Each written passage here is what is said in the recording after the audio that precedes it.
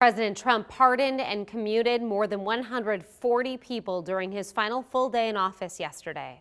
He could issue more up until he officially leaves office, but so far he has not attempted to preemptively pardon himself or his family, taking the advice of his legal team. 3 News reporter Daniel Davis joins us to break down what a pardon means and its limitations. Danny?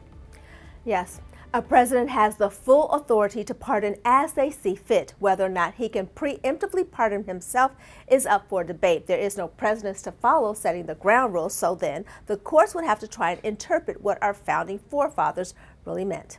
Now, the U.S. Constitution, Article 2, Section 2, Clause 1 reads, "He shall have power to grant reprieves and pardons for offenses against the United States, except in cases of impeachment." Now, during a meeting with his legal advisors, Trump was warned against preemptively pardoning himself and his family because it could appear they're guilty of a crime. The president was also advised against pardons for the lawmakers who allegedly played a role in the Capitol riots. The president also received requests from some of those facing charges in the Capitol riots.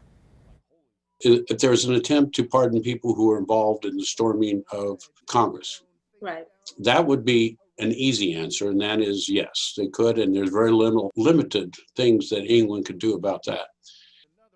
So yes, for sure, you can preemptively pardon, but you can pardon for past acts, including any criminal acts that have not been charged.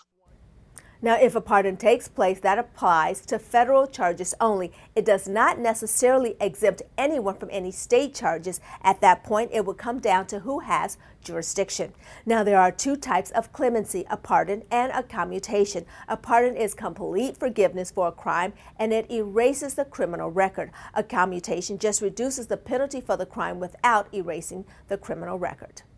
Now, no president has ever pardoned himself of a crime. In 1974, sitting President Gerald Ford pardoned Richard Nixon, who resigned while facing an impeachment hearing. The pardon stopped the hearing before Nixon was actually impeached.